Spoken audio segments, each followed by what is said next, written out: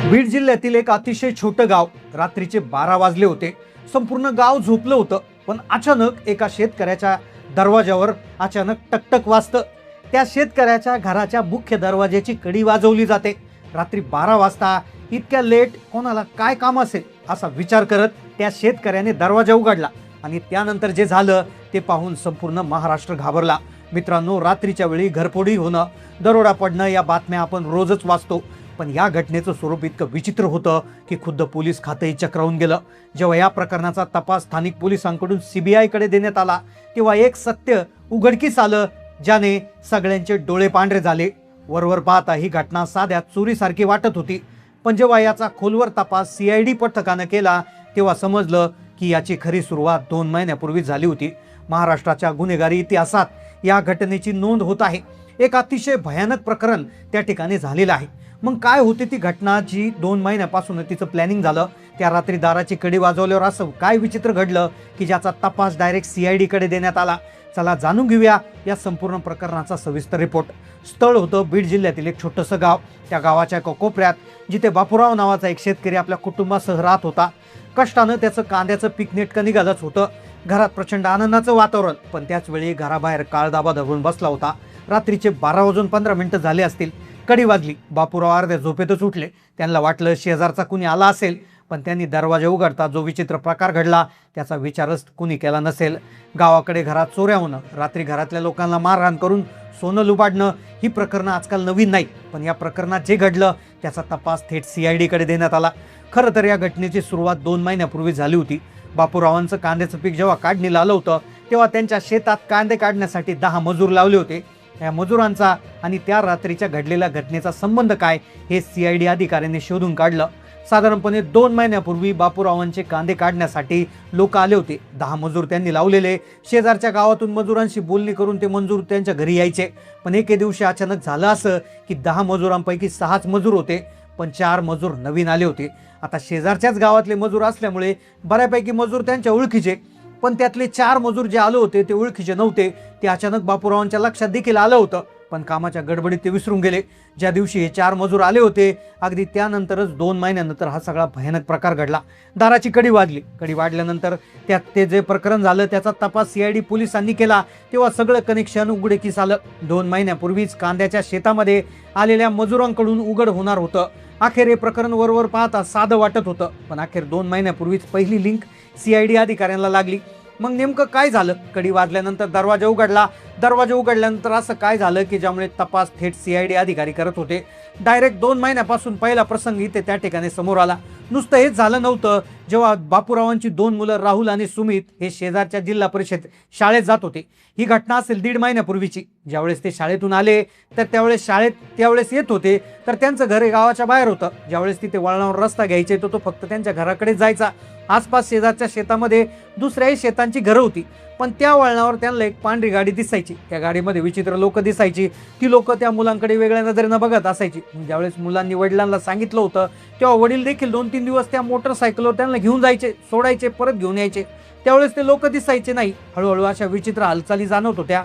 पण अखेर त्या दिवशी 2 महिन्यानंतर जेव्हा रात्री दाराची कडी वाजली, कडी वाजल्यानंतर जे घडणार होतं त्याची कल्पना 2 महिने आधी कोणालाच नव्हती. अखेर हे प्रकरण कोणाला तरी साधं वाटत होतं, पण CID तपासामध्ये दुसरा प्रसंग याचा समोर आला होता. तिसरा प्रसंग याचा असा होता की साधारणपणे हे प्रकरण घडण्याच्या महिनाभर आधी हा ज्या बापूरावांचं घर होतं त्या घराला लागून एक छोटासा रस्ता जात होता. आता तो रस्ता इतका छोटासा होता की त्यावरून एक बैलगाडी किंवा एक छोटीशी 4 चाकी गाडी जायची. पण तिथे अचानक एके दिवशी एक पांढरी मोठी कार आली, जिला काचेची फिल्म लावलेली होती. त्या काचांच्या आत काहीच दिसत नव्हतं. साधारण रात्रीचे 7-7:30 वाजले असतील. दरवाजाची कडी वाजल्यानंतर ही जी घटना घडणार होती ती घटना घडण्याच्या महिनाभर आधीच हा प्रसंग होता. पहिल्यांदा मजूर बदलले, दुसऱ्यांदा मुलांना विचित्र माणसं दिसली, पण तिसऱ्या वेळी जे घडलं ते घराच्या अगदी जवळ घडलं होतं. पण म्हणतात ना, कोणत्याही वादळाची चाहूल अत्यंत शांत असते आणि लोकांना समजत नाही. अगदी त्या दिवशी तसंच होतं. आता त्या गाडीतून 4-5 जण उतरले. त्यातील एक जण हा त्यांचा लीडर असावा, जो सगळ्यात आधी पुढे आला. त्याने हातात सिगारेट ओढली. सिगारेट ओढल्यानंतर ज्यावेळेस त्या घरामध्ये एक आजी होती, जी 80 वर्षाची आजी होती, तर तिला त्या सिगारेटच्या धुराचा वास तब्बल 500 मीटरहून आला होता. 500 मीटरहून तो वास आला. त्यावेळेस ती मुलाला म्हणाले, अरे बापू, काहीतरी वेगळं झालंय, कोणतरी आलंय बघ जाऊ. त्यावेळेस बापू म्हणाला, आजी तो असेल, जाऊ दे, तू झोपून घे, काही झालं नाही. हा तिसरा प्रसंग त्या दिवशी घडला होता. CIDचा तपास सुरू झाला. पण नेमकं काय झालं होतं, दरवाजाची कडी वाजून असं काय झालं होतं की तपास 2 महिन्यापासून सुरू झाला होता. 2 महिन्यापासूनच्या घटना हळूहळू पुढे येत होत्या. नेमकं याच्या मागचं प्रकरण काय होतं ते शोधायला इतका वेळ का लागत होता. अखेर तो प्रसंगच इतका विचित्र होता. तपास हळूहळू मागे चालला होता. मग नक्की घटनेमध्ये काय झालं होतं. अखेर आता ती वेळ आली होती त्या रात्रीची की ज्याची पूर्वतयारी 2 महिन्यापासून सुरू होती. प्रसंग अगदी छोट्या गावात होता, अगदी छोट्या शेतकऱ्याच्या घरात होता. अगदी रात्री 12 वाजता कडी वाजवणं, चोरी होणं, दरोडे होणं हे काही नवीन नव्हतं. पण या प्रकरणाची सुरुवात 2 महिन्यापासून झाली होती. आता अखेरची वेळ आली होती. घटनेच्या काही तास आधीची, ज्यावेळेची ही रात्र होणार होती, त्यावेळी रात्री 12 वाजता कडी वाजून तो प्रकार घडणार होता. त्या घटनेच्या काही तास आधी आजीला विचित्र भास होऊ लागले.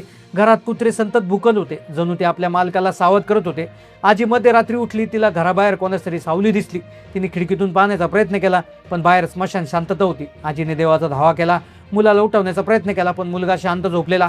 तिला वाटलं मनाचा भ्रम असेल, पण तो भ्रम नव्हता, तर त्या लोकांनी केलेली एक चाहूल होती. आता ती लोक घराच्या बाहेर उभी राहून योग्य संधीची वाट पाहत होती. अखेर ती वेळ आली होती. रात्री 12:15 झाले होते. अगदी त्याच वेळेस घराची कडी वाजली. टक टक टक. अर्ध्या झोपेतच असणाऱ्या बापूराव यांनी शेतकऱ्यांनी दार उघडलं. समोर पाहिलं तर तब्बल 8 ते 10 लोक वेगवेगळ्या वस्तू, वेगवेगळ्या हत्यारं घेऊन उभे होते. कुणी आजीला ढकललं, कुणी महिलांच्या गळ्यात जबरदस्ती दमदाटी सुरू केली. घरात आलेल्या त्या लोकांचा काही मागचा पुढचा त्यांनी विचार केला नाही. त्यांनी दहशत त्यांना निर्माण करायची होती. त्यांना सांगायचं होतं आम्ही समोरून येऊ शकतो. जे हळूहळू पावलं टाकीत उसरीऊ लागले. तिथल्या कुत्र्याने भुंकण्याचा प्रयत्न केला, पण एक जोरदार फटक्याने त्याला शांत केलं.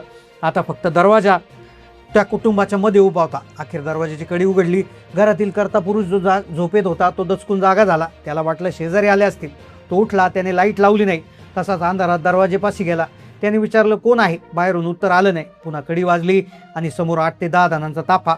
ओरडू नकोस नाही तर खल्लास करेल. एकाने त्याला जबरदस्त दम दिला. घरात थैमान सुरू झालं. महिलांचे दागिने ओरबाडले गेले. कपाटातले पैसे काढले गेले. प्रतिकार करणाऱ्या तरुणांचाही शांत केलं गेलं. ते कुटुंब अगदी दुर्दैवी अवस्थेत पडलं होतं. अखेर हे सगळं प्रकरण घडलं आणि ते दरोडेखोर निघून गेले आणि मागे सोडून गेले की न भरणारी जखम.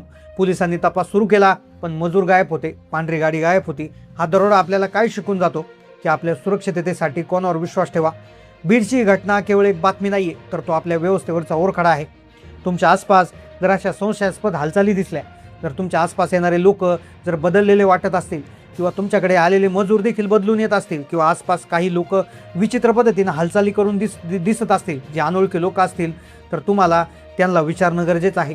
त्यांची चौकशी करणं गरजेचं आहे. जर त्यांनी मजुरांना जर चौकशी केली असती, ती गाडी कोणाची असेल याची चौकशी केली असती, तर तुम्हाला त्यांच्या बाबतीत जे घडलं ते कदाचित घडलं नसतं. त्यामुळे कुठल्याही गोष्टीची सुरुवात ही छोट्या गोष्टीतून होत असते आणि त्यामुळेच त्याच्याकडे लक्ष ठेवणं हे आपलं कर्तव्य असतं.